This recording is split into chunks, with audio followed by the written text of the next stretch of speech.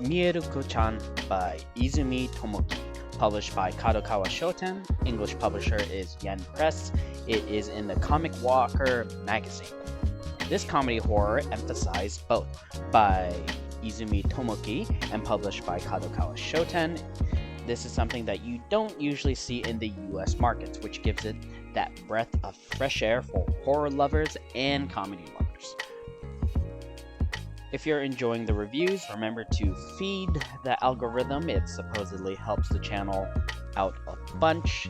Thank you, and here we go. Black and white and color. This is a manga, therefore it falls into the category of black and white.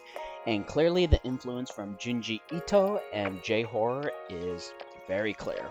The ink work is very reminiscent of that, and it works great, especially the play between that dark horror, grotesque, and the humor and the overall light tone that it juxtaposes. Definitely plays very well in the art, that sense of horror and comedy. I really enjoyed it, so it gets a star plus.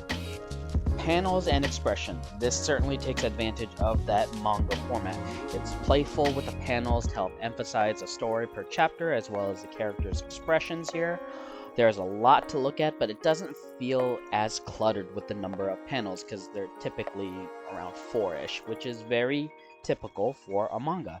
It isn't outside of what you would normally see in manga, especially in that slice of life genre, but it works very well, very standard. I enjoyed it, so for me this gets a star. Character and dialogue. This uses some tried and true dialogue that one would expect from any story that centers around a high school girl. It is pretty much a trope in Japan at this point, which means probably they have it down to an exact science.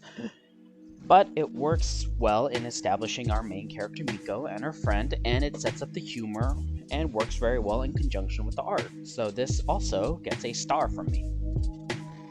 Theme and execution. Now, this being a horror comedy, it plays to both. You have the grotesque images of the ghosts, the comedy of the punchline. It also addresses some of the subtle themes in Japanese culture and horror as well.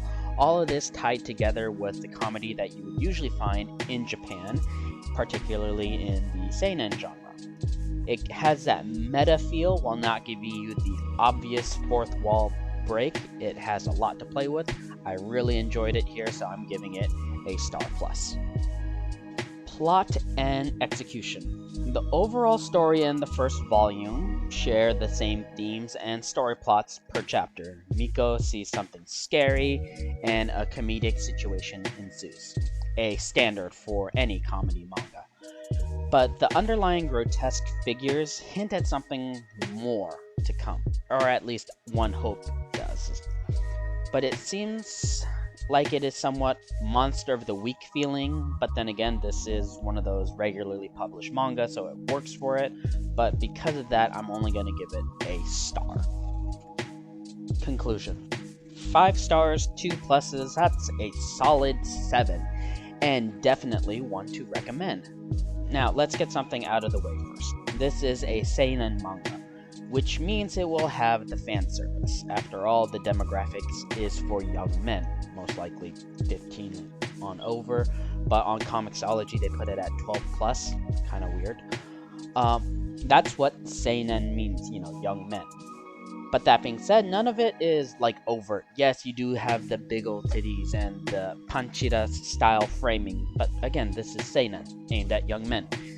It basically defines the genre, the big old titties and the panchira. But that being said, there is so much more to this than the fan service. Any feminist objections you have, there are answers to. There isn't, a boy here that she's going goo-goo for. She has agency, Bechdel test passed with flying colors, and the jokes aren't at her expense. It's more of the situation that makes it funny, not, again, at her expense. And the author being a woman and doing pretty well in this male-dominated genre, we can say that, at least for the agendaed feminist, they would have a hard time making an argument based on fact for this book, or at least against this book. As I stated before, it feels that there's something more to this manga. First of all, the juxtaposition between the grotesqueness of the ghosts and the cute manga style is interesting, and the usual tropes of J-horror are almost re-examined in this manga. Even the title, Mieru, is the Japanese verb to see, which is often used as a shorthand way of saying that people can see spirits or ghosts, and traditionally girls have the ending ko in their names, and chan is usually added as a suffix to things that are considered cute or for young children. So Mieruko chan is a pretty punny title. I stand by that. And that playfulness is throughout the manga. But that playfulness isn't overshadowed by the grotesque horror. And it's also a comedy, but it's not that gut-busting kind of comedy. It's more of the something that will put a smile on your face and give you a chuckle when you remember the punchline. It's a nice, subtle kind of comedy. It does, however, take advantage of the premise that Japan has of making things interesting by making it about a high school girl, or at least what the image of a high school is for Japan.